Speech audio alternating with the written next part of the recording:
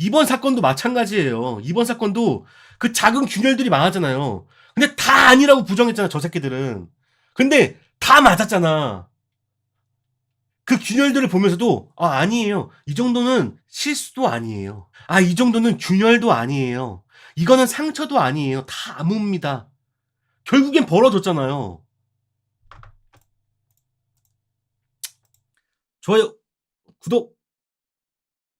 원작이라기엔 실화가 있죠. 2001년 3월 4일 날 발생한 홍제동 방화 사건을 바탕으로 제작한 영화입니다. 홍제동 방화 사건을 살짝 알려드리면요. 집주인 아들 최 씨가 방화를 일으키고 진화 시작 5분여 만에 집주인 및 세입자 가족 등 7명을 대피시켰는데, 방화범 최 씨의 어머니 선 씨의 말이 있었죠. 내 아들이 안에 있다라는 주장에 다시 진입하였다가 건물이 화력을 견디지 못하고 무너져서 소방관 6명이 순직하고 3명이 부상을 입은 사건입니다. 그 실화를 바탕으로 한 작품이에요. 자, 줄거리를 말씀을 드리도록 하겠습니다. 자, 줄거리는요. 신입 소방관 최철웅, 주원 씨입니다. 서울 서부 소방서에 배정을 받고 적응해 나가기 시작합니다. 그러던 어느 날 화재 사건이 발생을 하고 구조 중이던 신용태, 김민재 씨가 어디냐? 김민재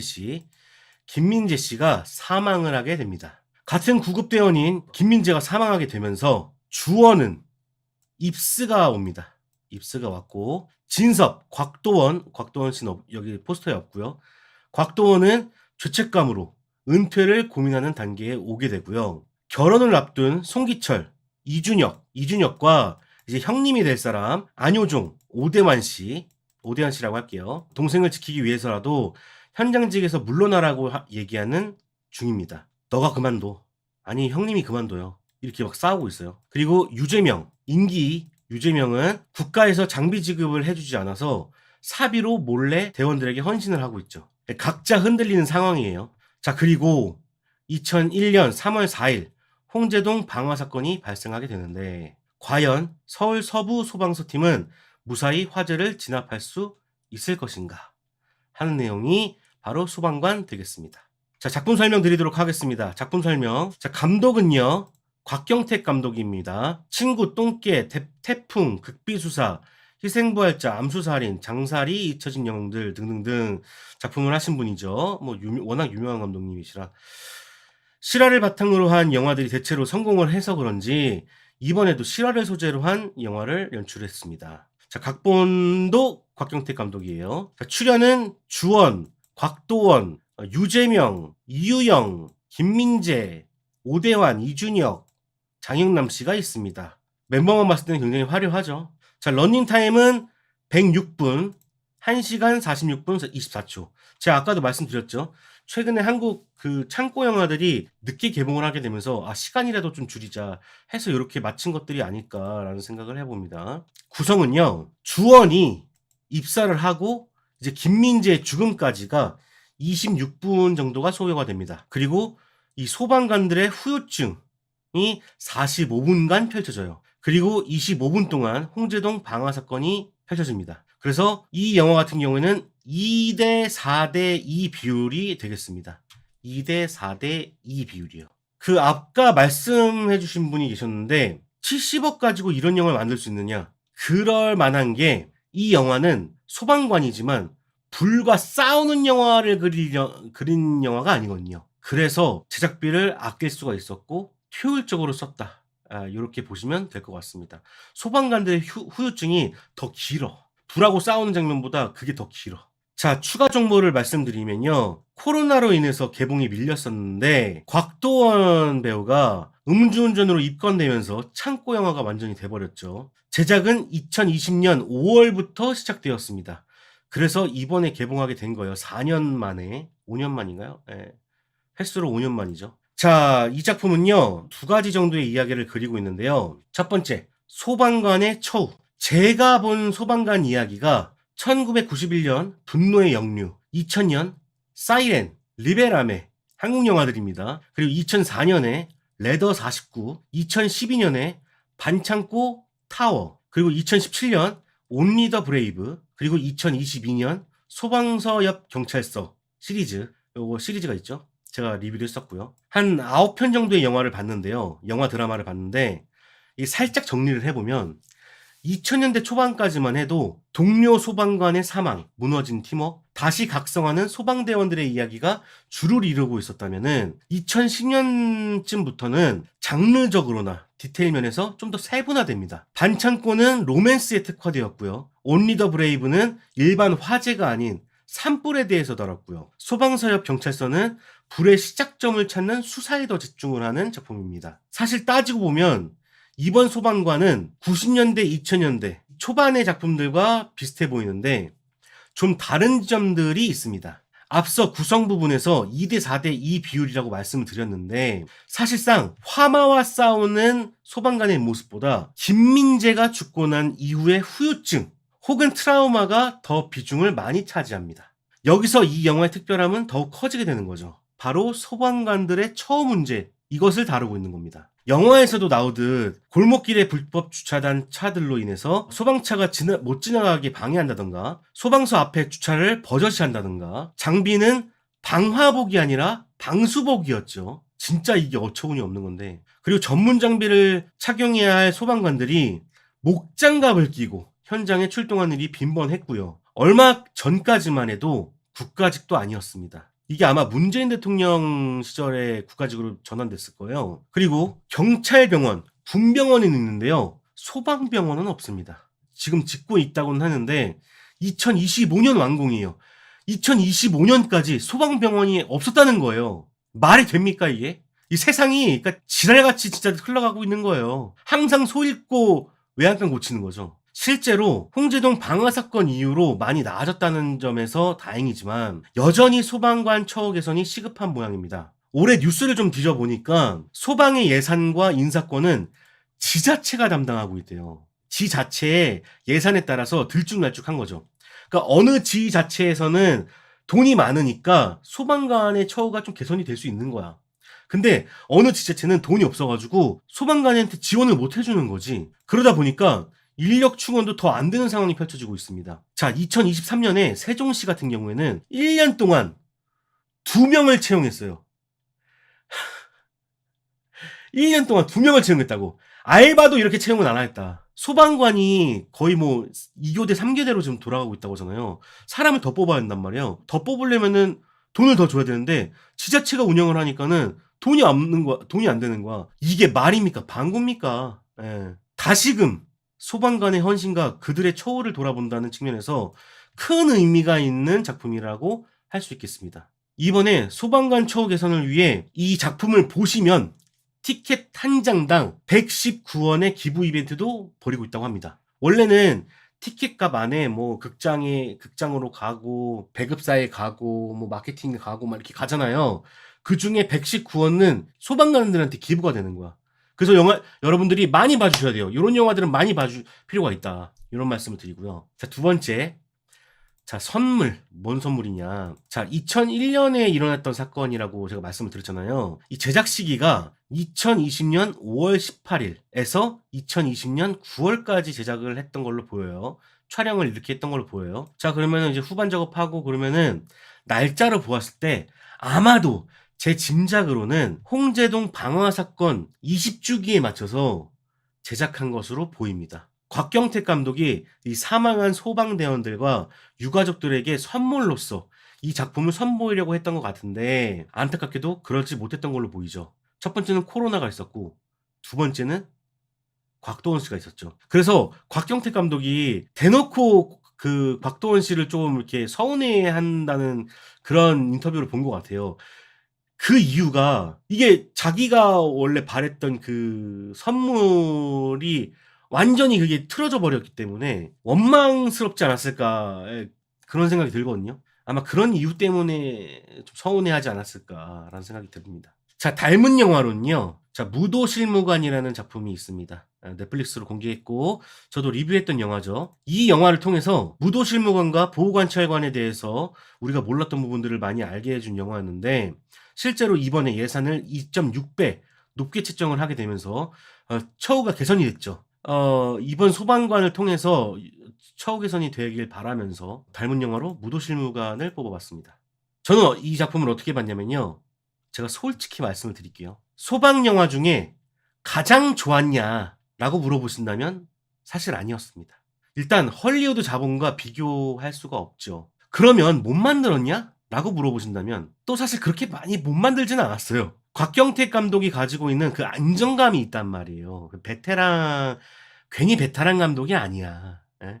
여태까지 그 수많은 영화들을 만든 사람이 아니란 말이에요. 특출나진 않지만 무난합니다. 다른 이상한 감독들에 비하면요 수준급이죠 이 작품은.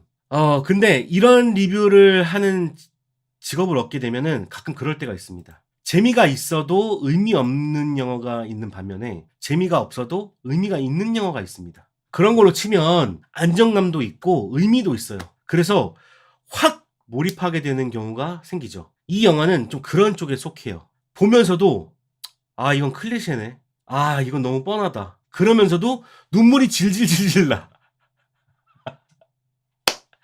영화 1시간 46분 중에 한 40분을 울었던 것 같아요. 제가 저번 주 방송이었나요? 소방관 어땠어요? 하면서 소방관 뭐 이렇겠죠 저렇겠죠 했던 것들이 다 나왔단 말이야. 다 나왔는데 그렇게 예측하고 보는데도 40분간 눈물이 멈추지를 않는 거야. 또 요번 주에 아팠잖아. 막 아픈 와중에 그걸 보고 있는데 또 눈물은 또 이렇게 흐르는데 남한테 기침 안 한다고 뜨거운 그 코코아를 사가지고 갔는데 또 코코아를 여기다 잔뜩 쏟았어요.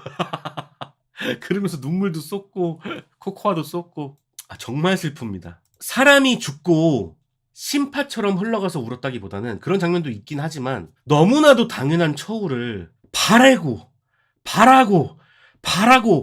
바래야 소 잃고 외양간을 고치는 우리나라의 현실을 항상 보면서 너무 한탄스러워가지고 진짜 많이 울었던 것 같습니다. 이런 미친 세상에서 평범하게 살아가는 시민들만 피해보는 것 같아서 화가 치밀어 오르더라고.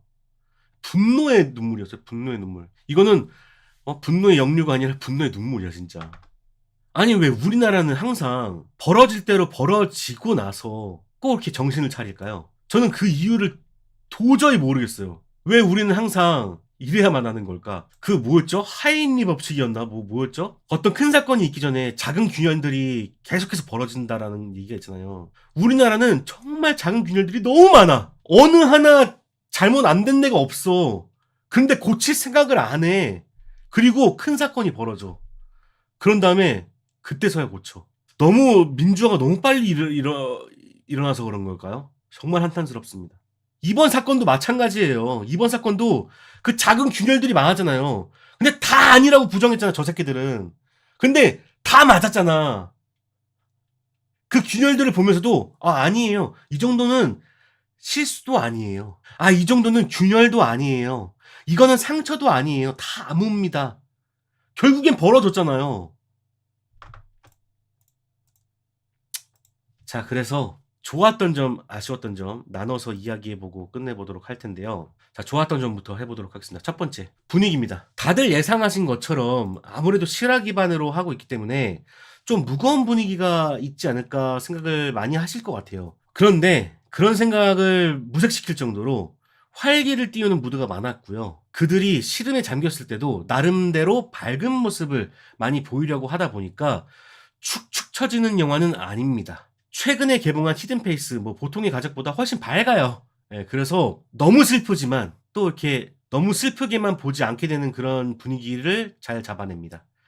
두 번째, 현장감입니다. 인상적인 장면이 주원 씨가 첫 출동을 나갈 때 이동하는 차에서 시작해가지고 현장에 도착을 합니다. 그리고 나서 대원들이 막 내리고 트렁크가 딱 열리면서 차 내부와 외부를 번갈아 가면서 촬영을 하는데 이게 원테이크로 촬영을 했더라고. 원테이크인지 잘 몰랐는데 그래서 그런지 굉장히 현실감이 있더라. 그리고 화재 현장마다 현실감 있게 되게 촬영을 잘했어. 그리고 화재 씬에서도 실제 불을 사용해서 그런 건지 모르겠지만 현장감이 더 살아난 듯 보여집니다. 그래서 제가 안정감 있다고 했잖아. 잘 찍었어. 분위기도 좋고 현장감도 좋고. 세 번째, 서스펜스. 사실 가장 걱정이 되는 것이 서스펜스였는데 이런 영화일수록 긴장감은 더욱 중요하게 다가온다고 믿습니다. 역시 곽경택 감독답게 이 부분을 간과하지 않는데 이 작품에서의 서스펜스는 유재명 씨가 다 만들어내고 있다고 해도 과언이 아닙니다. 대부분의 대원들은 현장에 투입이 되고 현장을 지휘하는 유재명이 이제 명령을 전달하게 되는데 오래된 건물이라 위험하다 보니까 빨리 나와! 그만하고 나와! 이런 식의 대사를 되게 많이 던지거든요. 근데 이게 막 진짜 절박해가지고 막 마음이 조급해지면서 서스펜스가 만들어져요. 막 유재명의 마음이 내 마음 같고 내 마음이 유재명 마음 같고 막 그렇게 돼버린단 말이야.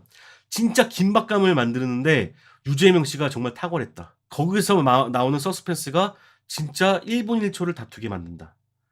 그래서 사이렌에서도 경험하지 못한 리베라메에서도 경험하지 못한 반창고에서도 경험하지 못한 타워에서도 경험하지 못한 서스펜스를 소방관에서 만들어내더라. 자, 그리고 네 번째, 남을 구하는 자들이 자신을 못 구하는 게 슬픔. 그러니까요, 참 위대한 직업이라고 생각합니다. 자, 네 번째, 엔딩곡. 제가 감히 말할 수 있는데요, 올해 한국 영화 OST 중 탑 티어라고 할 수 있는 노래가 나왔습니다. 바로 박효신의 히어로로 보여지는데요, 이 곡이 5년 만에 내놓는 신곡이라고 합니다. 이게 영화가 끝나고 나서 엔딩에 딱 노래가 나오는데 처음에 박효신하고 비슷한 창법이구나 하면서 여운을 막 즐기고 있었어요. 눈물을 질질 흘리면서. 그러면서 이제 엔딩과 노래가 절묘하게 떨어지는구나 막 이렇게 생각을 하고 있었는데 엔딩 크레딧을 보니까는 박효신이 맞더라고. 이전 곡보다 더 부드러워졌다고 해야 되나? 뭔가 이전에 처음에는 뭔가 곰보빵 같은 느낌이었고 그 다음에 바꾸면서 보컬을 바꾸면서 슈크림빵 같았다면은 지금은 거의 카스텔라야, 카스텔라. 거의 막 미성이고 막 그런 목소리에서 되게 깜짝 놀랐거든요. 올해 탑 티어 OST라고 볼 수 있습니다. 여러분도 한번 들어보시면 좋을 것 같습니다. 이 곡을 들으러 가는 것만 해도 값어치가 있어요. 너무 작품의 맨 마지막 엔딩과 그 노래가 정말 잘 어울려졌어. 그 예전에 그 용가리 끝나고 애국가 나왔던 그것과는 차원이 다릅니다. 네. 진짜 눈물 많이 흘렸습니다. 네, 박효신이었어요. 노래도 4년 전 완성작일까요? 그건 잘 모르겠는데 뭐 이후에 얻은 곡일 수도 있죠. 근데 그 히어로라는 제목, 노래와 가사, 그 멜로디, 그리고 그 얇게 퍼지는 그 음성이 곽경태 감독이 이 유가족들을 생각하는 마음이 담긴 것 같아가지고 너무 포근하더라고. 너무 좋았어요. 이런 곡을 청룡 영화상에서 틀라고 이 새끼들아. 맞죠? 아이돌 데리고 오지 말고 이런 곡들을 쓰라고. 자, 아쉬운 점 가보도록 하겠습니다. 아쉬운 점.